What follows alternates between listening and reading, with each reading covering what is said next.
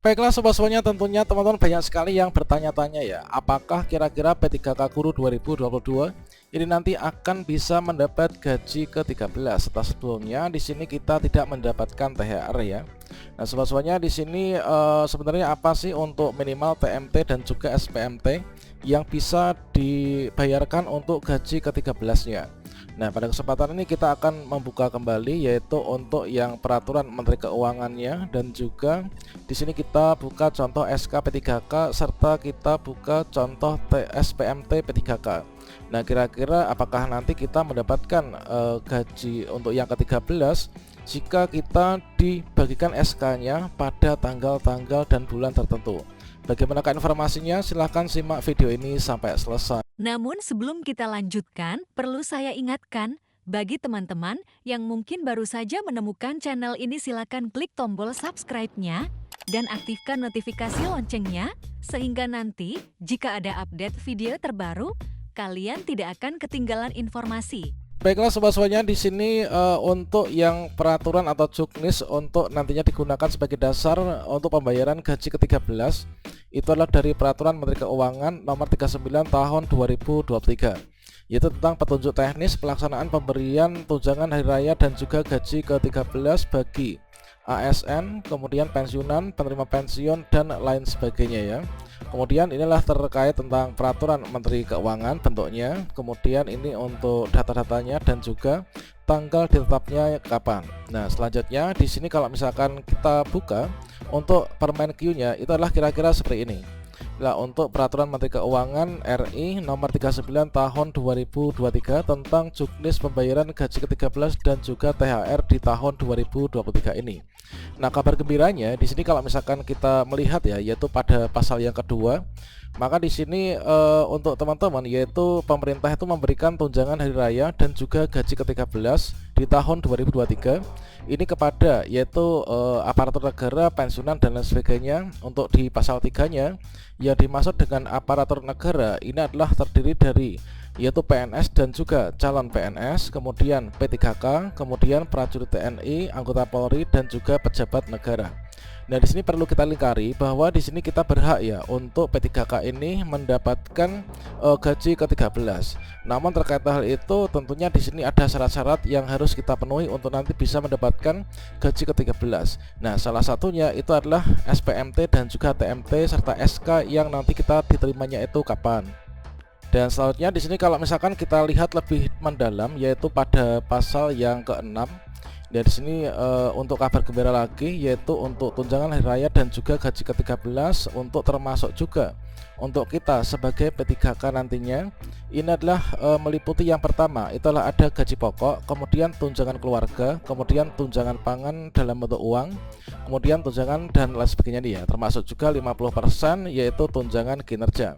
Jadi kalau misalkan teman-teman membuka pada leger atau SPC gajinya itu adalah seperti yang tertera di sana, yaitu tentunya tanpa potongan ya. Jadi nggak ada potongan entah itu BPJS atau mungkin potongan-potongan lainnya, dan juga mungkin potongan bank itu tentunya tidak ada teman-teman. Jadi gaji utuh yang nantinya akan kita terima ketika nanti P3K ini mendapatkan gaji ke-13. Namun di sini kita harus ingat juga ya, ini adalah nanti untuk peraturan yaitu harus terbit dari SPM. Ini adalah teman-teman yaitu untuk SPM gaji ke-13 untuk P3K ini adalah untuk pembayaran gaji ke-13 yaitu untuk nantinya kita sebagai ASN P3K. Setidaknya di sini kita harus masuk dalam database penganggaran dari masing-masing Pemdanya bahwa kita ini adalah nanti berhak untuk dibayarkan. Dan tentunya untuk pembayaran gaji ke-13 nantinya adalah akan dilaksanakan pada bulan Juni atau mungkin juga pada bulan Juli ya. Tentunya kalau misalkan nanti pembayaran gaji ke-13 itu agak diundur, tentunya akan menguntungkan bagi kita. Nah, selanjutnya di sini sedang berjalan yaitu untuk proses usul penetapan nomor induk P3K yang dimulai di tanggal 28 April kemarin. Kemudian di sini awalnya adalah di sini sampai dengan tanggal 22 Mei 2023 ya. Kemudian diperpanjang sampai dengan tanggal 31 Mei 2023. Cepat lambatnya dari usul penetapan NIP3K itu tentunya akan berpengaruh terhadap nanti cepat lambatnya kita akan mendapatkan NIP3K ya. Dikarenakan di sini setelah usul dilakukan, setelah tuntas nanti adalah dari BKN itu memiliki waktu sekitar kurang lebih ada yaitu 25 hari ya, untuk nantinya dari proses-proses yang dilakukan dari instansi ini mengajukan, kemudian usul masuk ke Kanrek BKN, kemudian setelah diverifikasi, kemudian juga nanti akan ada yang BTS atau mungkin TMS dan tidaknya. Kalau misalkan semua udah ACC, maka berikutnya nanti sudah siap untuk dicetak SK-nya dan dikembalikan ke Pemda dalam bentuk Pertek BKN dan juga NIP3K. Nah, atas dasar dari Pertek BKN dari usul penetapan NIP3K, tentunya nanti akan dijadikan sebagai dasar untuk kita itu dibuatkan yaitu perjanjian kerja ya, yaitu perjanjian kerja antara P3K dengan PPK. Nah, PPK itu siapa? PPK itu adalah kalau misalkan kita itu di bawah naungan provinsi, itu adalah gubernur. Kalau misalkan kita di bawah naungan kabupaten, tentunya bupati, dan juga di Kota Madya itu adalah wali kota. Nah, dari perjalanan kerja ini tentunya nanti teman-teman akan mendapatkan yang namanya SK P3K ya. Dan kemudian di sini ada SPMT, dan inilah nanti sebagai dasar penentuan kita itu dapat THR atau enggaknya, itulah penanggalan dari perjanjian kerja, kemudian SK dan juga dari SPMT ini. Tentunya dari proses yang dilakukan oleh Pemda kita, tentunya di sini nanti akan menentukan apakah nanti kita itu dapat SK-nya di bulan Mei atau mungkin di bulan Juni atau mungkin di bulan Juli, ataukah nanti SK kita itu akan diberikan pada bulan Agustus. Nah, tentunya di sini kalau misalkan kita mendapatkan SK-nya itu adalah di sini pada tanggal 1 Juni misalkan. Nah, kita misalkan dapat SK tanggal 1 Juni atau mungkin juga tanggal 2 Juni. Kalau misalkan nanti pembayaran dari gaji ke-13 nanti adalah di bulan Juli, tentunya kita berpotensi untuk bisa mendapatkannya ya. Namun kalau misalkan ternyata di sini untuk usulnya ini agak telat, kemungkinan di sini dalam prosesnya ini ada yang BTS atau mungkin ada pembetulan, tentunya semua nanti akan menunggu ya. Dari situ Pemda itu jika ada satu yang mungkin tertinggal, itu nanti akan harus menunggu ya, dikarenakan nanti harus bersama-sama. Nah, selanjutnya kalau misalkan pembayarannya itu adalah nanti THR gaji ke-13 itu dibayarkan misalkan pada tanggal 3 Juli, kemudian SK kita ternyata lewat dari tanggal ini SPMT-nya, tentunya nanti kita juga tidak akan bisa mendapatkannya teman-teman. Dan berikutnya terkait tentang penanggalan untuk pembayaran gaji ke-13, inilah seperti yang kita kutip dari Sekretariat Kabinet Republik Indonesia, yang mana di sini kita langsung cek di bagian ini ya, terkait untuk pencairan THR dan gaji ke-13 2023. Ini dalam PP disebutkan bahwa THR itu dibayarkan paling cepat 10 hari kerja sebelum tanggal hari raya. Kalau ini kita sudah lewat ya untuk yang THR ini. Nah, selanjutnya dalam hal tunjangan raya ini dimaksud ini belum dibayarkan, maka di sini dapat dibayarkan setelah tanggal hari raya. Ini kan semua udah tuntas ya. Kalau misalkan THR dan fix kita nggak dapat THR ya teman-teman.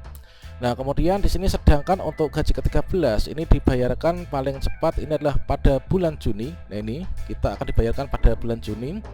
Namun dalam hal gaji ke-13 ini belum dapat dibayarkan, maka gaji ke-13 ini nanti bisa dibayarkan setelah bulan Juni 2023.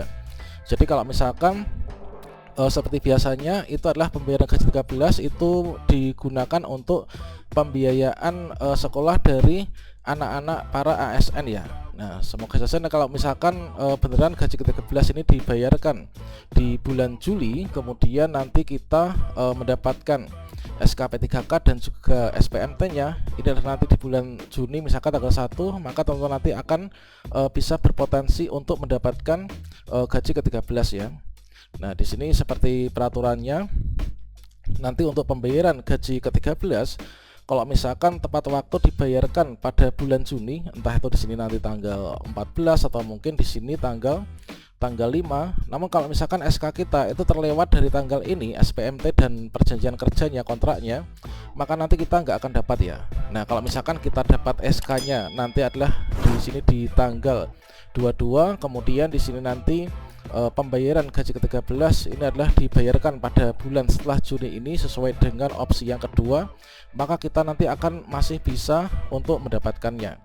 Namun di sini kita juga harus ingat ya bahwasanya di sini untuk nanti bisa mendapatkan pembayaran sebenarnya di sini dalam peraturannya ini adalah harus sudah bekerja ya selama 1 tahun secara terus menerus, yaitu sejak pengangkatan atau penandatanganan perjanjian kerja.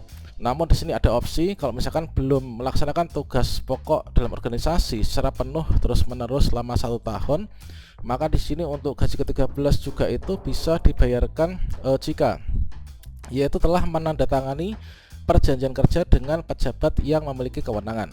Nah, pejabat yang memiliki kewenangan itu siapa? Tentunya adalah PPK ya. Dan untuk P3K itu kan di sini kita perjanjian kerjanya itu bersama dengan PPK. Jadi kalau misalkan kita sudah perjanjian kerja dapat SPM, TSK itu adalah sebelum dibayarkan, tentunya di sini nanti kita berpotensi untuk dapat ya teman-teman.